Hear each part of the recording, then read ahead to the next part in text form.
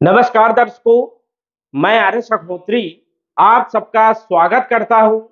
दर्शकों, आज हम बात करेंगे वृश्चिक राशि वालों के लिए राहु केतु का राशि परिवर्तन, साथ ही साथ शनि के वक्री से मार्गी होने पर आपके ऊपर क्या प्रभाव रहेगा। अगले 18 महीने आपके कैसे जाएंगे। इन 18 महीनों में आपको क्या लाभ होगा, क्या सावधानी रखना है, क्या उपाय करना है, संपूर्ण जानकारी इस वीडियो के माध्यम से हम जानने वाले हैं। तो आइए जानते हैं। उससे पहले यह समझिए कि यह फलादेश चंद्र राशि पर आधारित है। नाम राशि के आधार पर भी जान सकते हैं और लगन राशि के आधार पर भी जान सकते हैं। राहु केतु का राशि परिवर्तन 30 अक्टूबर 2023 को होगा। शनि 4 नवंबर 2023 को वक्री से मार्गी हो जाएंगे, तो आपको जबरदस्त लाभ देखने को मिलेंगे। जिन लोगों की समस्याएं मई जून जुलाई से प्रारंभ हुई है, तो समझ जाइए कि आपकी कुंडली में शनि वक्री थे और अभी गोचर में वक्री चल रहे हैं। डबल वक्री होने के कारण आपकी समस्याएं या तो मई के महीने से प्रारंभ हुई, या तो जून के महीने से, और या तो जुलाई के महीने से।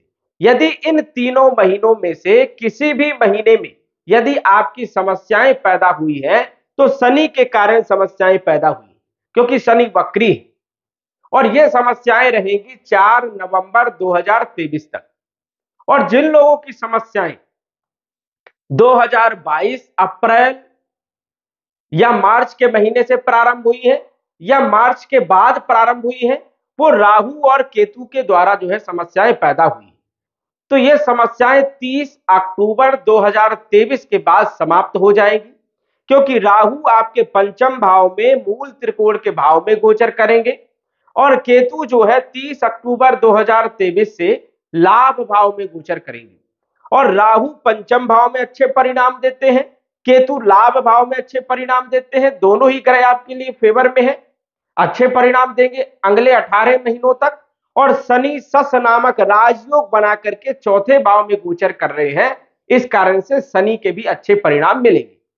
कई लोगों का समय जून के महीने से बहुत ही बेहतरीन रहा, जून के महीने से या जुलाई के महीने से या अगस्त के महीने से। क्यों? क्योंकि आपकी कुंडली में शनि वक्री नहीं थे, इस कारण से जून के महीने से जुलाई के महीने से आपका समय बढ़िया रहा। लेकिन जिन कुंडलियों में शनि वक्री थे, उन लोगों का समय जून के महीने से ही खराब होना प्रारंभ हुआ। तो जिनका समय खराब हुआ था, वो जो है 4 नवंबर के बाद जो है अब जो है चिंता मुक्त हो जाएंगे। और जिन लोगों की समस्याएं लगभग 1-1.5 वर्ष से चल रही है, उन लोगों के लिए भी समय अब बेहतरीन रहने वाला है। राहु छठे भाव में वैसे तो मिले जुले परिणाम देने का काम करते हैं, अच्छे परिणाम भी देते हैं। और केतु जो है 12वें भाव में भी मिले जुले और अच्छे परिणाम ही देने का काम करते हैं, लेकिन कई सारी समस्याएं भी पैदा करने का काम करते हैं। मानसिक टेंशन भी देने का काम करते हैं, स्वास्थ्य में समस्याएं भी देने का काम करते हैं, कैरियर में दबाव बना रहता है, प्रेशर बना रहता है, कैरियर को लेकर के समस्याएं भी रहती है, कैरियर में स्टेबिलिटी नहीं मिलती है। तो ये समस्याएं जो है देखने को मिल रही थी।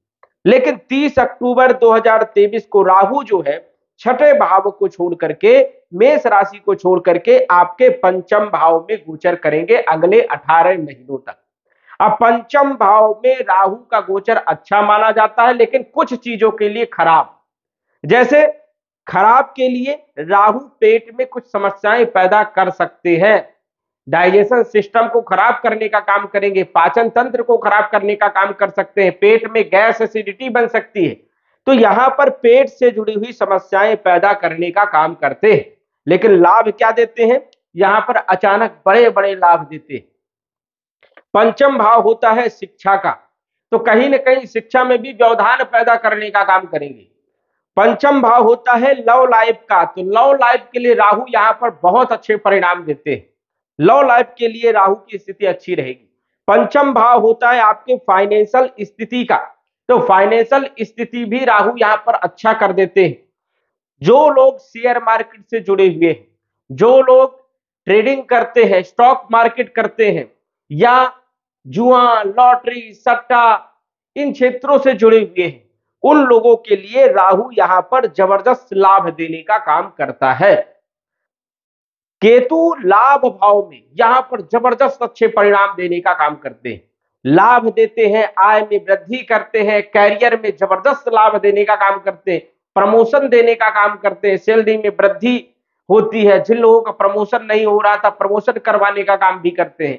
तो केतु की स्थिति यहां पर बहुत अच्छी मानी जाती है। राहु पंचम भाव में तो अच्छे परिणाम देंगे ही देंगे, इनकी पांचवी दृष्टि आपके भाग्य भाव में पड़ेगी, भाग्य का साथ मिलेगा, रुके हुए काम को बनाने का काम करेंगे, आपका लक साथ देगा, जिस काम में आप हाथ डालोगे उसमें आपको सफलताएं मिलेगी। तो ये भी स्थिति आपके लिए बेहतर रहेगी। राहु पूर्ण दृष्टि से, सप्तम दृष्टि से लाभ भाव को देखेंगे, लाभ देने का काम करेंगे, कई सारे काम एक साथ करवाने का काम करेंगे, नई नई अपॉर्चुनिटी आपको देने का काम करेंगे, आपकी इच्छाओं को पूरा करने का काम करेंगे, धन के स्रोत पैदा करने का काम करेंगे। तो यहां पर भी राहु की अच्छी स्थिति मानी जाती है। नवम दृष्टि, तीन दृष्टियां होती है राहु की, नवम दृष्टि आपके राशि पर पड़ेगी, राशि पर पड़ने से थोड़ा कंफ्यूजन वाली स्थिति भी पैदा करेंगे, डिसीजन लेने में थोड़ी समस्याएं भी हो सकती है, कई बार मौके छूट जाएंगे और आप जो है कर नहीं पाओगे। तो यहां पर आपको सचेत रहना है, ध्यान रखना है, जब भी कोई मौका मिले उसको जो है लपक लेना है। तो ये स्थिति यहां पर जो है थोड़ा सा नेगेटिव परिणाम भी देने का काम करते हैं, भ्रमित करके रखते हैं, कंफ्यूजन वाली स्थिति करते हैं, लेकिन लाभ जरूर देते हैं, व्यापार में लाभ, कैरियर में लाभ, हर क्षेत्र में लाभ देते हैं यदि आपने काम कर लिया तो। केतु की पांचवी दृष्टि 1 2 3 4 5 आपके तीसरे भाव में, यात्राओं से आपको लाभ होगा, धर्म कर्म की यात्राएं हो सकती है, तीर्थ की यात्राएं हो सकती हैं, वही जो है कम्युनिकेशन के क्षेत्रों में लाभ मिलेगा।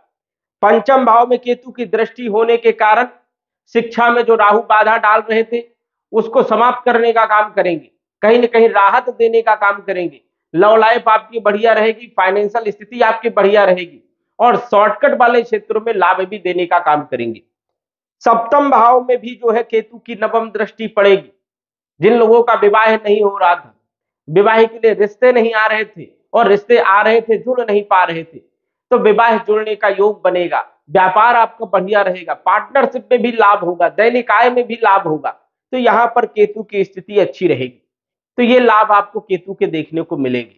शनि सस नामक राजयोग तो बना रहे हैं, लेकिन शनि की आपके ऊपर ढैया भी चल रही है, ये चौथी ढैया है, क्योंकि राशि से जब चौथा शनि चलता है तो ये ढैया कहलाती है, और राशि से यदि अष्टम भाव में शनि जब गोचर करता है तो अष्टम ढैया कहलाती है। लेकिन ये ढैया नकारात्मक प्रभाव नहीं देगी, क्योंकि शनि सस नामक राजयोग बना रहे हैं, अपने स्वयं के घर में विराजमान होने के कारण अपने घर को खराब नहीं करेंगे, बल पराक्रम के मालिक हैं, बल पराक्रम में वृद्धि करेंगे। यदि आप कर्म करोगे, मेहनत करोगे, संघर्ष करोगे तो सफलताएं जरूर देंगे, क्योंकि ये कर्म के देवता है, न्याय करता है, मेहनत करोगे सफलताएं जरूर मिलेगी। चौथे भाव के मालिक है तो भूमि भवन प्रॉपर्टी में लाभ देने का काम करेंगे, सुखों में वृद्धि करने का काम करेंगे। तो ये स्थितियों से आपको लाभ हो सकता है, कैरियर में अच्छी स्थिति हो सकती है, अचानक कैरियर में ग्रोथ आपको मिल सकती है, चाहे आप स्वयं का काम कर रहे हो, चाहे नौकरी कर रहे हो, चाहे व्यापार कर रहे हो, तो शनि आपके लिए लाभदायक सिद्ध होने वाले हैं। कुल मिलाकर के राहु भी आपके लिए बढ़िया है, शनि भी आपके लिए बढ़िया है, केतु भी आपके लिए बढ़िया है, तीनों ग्रह आपके लिए बढ़िया है। लेकिन यदि लंबे समय से आपके ऊपर कोई ग्रहों का प्रभाव नहीं दिख रहा है, आपके जीवन में कोई बदलाव नहीं दिख रहा है, तो समझ जाइए कि आपकी कुंडली में चल रही दशा, अंतरदशा, महादशा आपके फेवर में नहीं है। और दशा, अंतरदशा, महादशा का प्रभाव 70% होता है। इसलिए पहले अपनी कुंडली का विश्लेषण करवाइए और जानिए कि कहीं राहु की महादशा, केतु की महादशा या शनि की महादशा या मारक ग्रह की, पूरे ग्रहों की महादशा, अंतरदशा तो नहीं चल रही है। और यदि चल रही है तो इन ग्रहों का प्रभाव कम होगा। जिस ग्रह की महादशा, अंतरदशा चल रही है उस ग्रह का प्रभाव आपके ऊपर ज्यादा रहेगा। और यदि वो नकारात्मकता है, नकारात्मक प्रभाव दे रहे हैं, तो पहले उनको ठीक करिए, उपाय करिए, और उसके बाद फिर आपको बदलाव देखने को मिलेगा। तो दर्शकों, आज बस इतना ही। धन्यवाद। यदि आप अपनी कुंडली का विश्लेषण घर बैठे करवाना चाहते हैं तो दिए गए व्हाट्सएप नंबर से संपर्क करें। साधारण फीस जमा करके आप अपने कुंडली का विश्लेषण फोन के माध्यम से घर बैठे ही करवा सकते हैं और जान सकते हैं अपने भूत, भविष्य और वर्तमान के बारे में। धन्यवाद। WhatsApp number 94798939